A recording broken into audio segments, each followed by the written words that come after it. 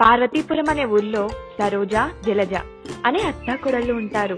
ఆ ఊర్లో అందరూ పంట పొలాలు వేసుకుని చాలా డబ్బులు సంపాదించి చాలా ఆనందంగా ఉంటారు.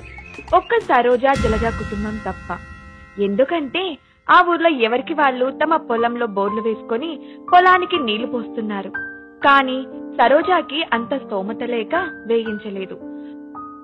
అలా అని పక్క వాళ్ళని అడిగితే, అన్నా, నీ బోర్ నుంచి కొన్ని నీళ్లు మా పొలానికి వెయ్యన్నా, నీకు పుణ్యం ఉంటుంది. వెళ్ళమమ్మా, భలే చెప్తున్నావు. కరెంటు బిల్లు ఎక్కువ వస్తే నువ్వు కడతావా? నీళ్లు లేవు, ఏం లేవు, వెళ్ళు అని తిట్టి పంపేవాళ్ళు.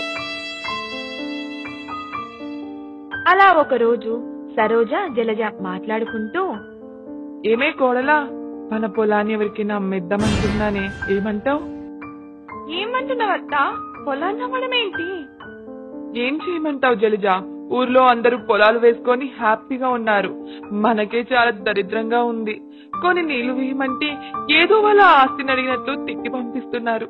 అందుకే ఉన్న ఆ పొలాన్ని అమ్మేసి ఈ ఊరు వదిలి వెళ్లి ఏదైనా కూలి పని చేసుకుని బ్రతుకుదాం కొడలా అని ఏడుస్తూ చెప్తుంది. అప్పుడు జలజ, ఎందుకత్తా అలా మాట్లాడుతున్నారు? మనకి ఖచ్చితంగా మంచి రోజులు వస్తాయి.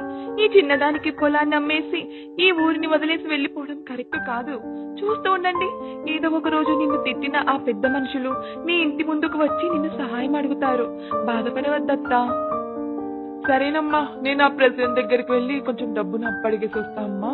ఇల్లు జాగ్రత్త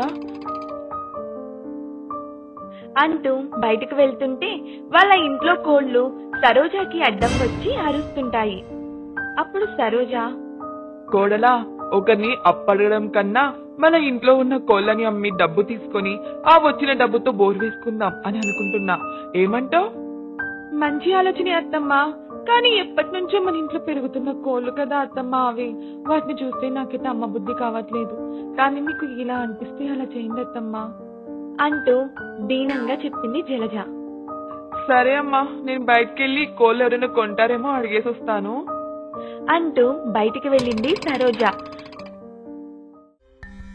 అలా సరోజ బయటికి వెళ్లి రాత్రి ఇంటికి వచ్చింది.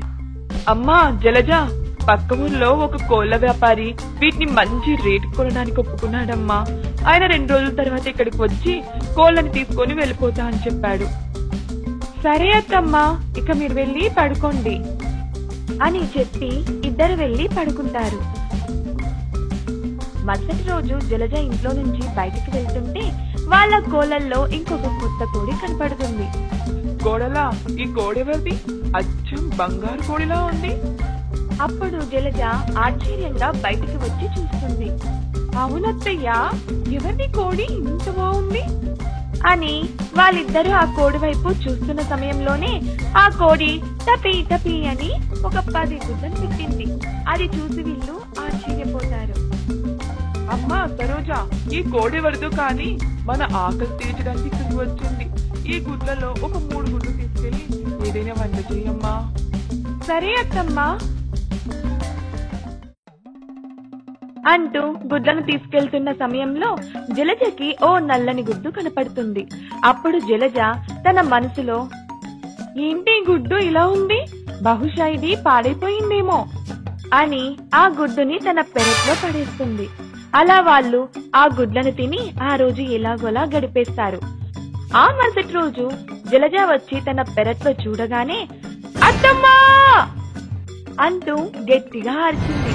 అప్పుడు సరోజ ఏం జరిగింది అంటూ జలజ దగ్గరికి హడావిడిగా వచ్చింది.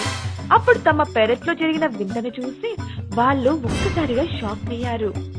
అక్కడ అనుకోకుండా ఒక కొత్త చెట్టు మొలిచింది. ఆ చెట్టుకు మొత్తం అన్ని గుడ్లే కాచాయి. ఏంటి ఈ విడ్డూరం? చెట్టుకు గుడ్లు కాచాయేంటి? అత్తమ్మా, నిన్న మనం తిన్న గుడ్లలో ఒక నల్ల గుడ్డు వచ్చింది అత్తమ్మా. ఆ గుడ్డుని ఇక్కడే పడేశాను. ఆ గుడ్డు ఇప్పుడు ఇలా అయ్యింది. అలా అనుకుంటూ ఇద్దరు ఆ చెట్టుని ఆశ్చర్యంగా చూస్తూ ఉండగానే ఆ రోజు గడిచింది. మరుసటి రోజు వచ్చి చూడగానే ఆ చెట్టుకి కొన్ని నల్ల గుడ్లు కాశాయి. ఆ గుడ్లను తీసుకొని సరోజ, జలజ తమ పొలంలో నాటారు.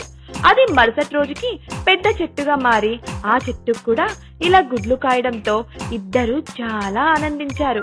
ఇప్పుడు ఇద్దరు ఆ గుడ్లను తీసుకొని అమ్ముకొని చాలా డబ్బులు సంపాదించడం మొదలు పెట్టారు.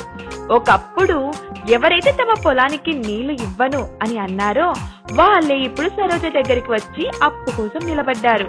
అది చూసి సరోజ, జలజ ఇద్దరూ నవ్వుకున్నారు.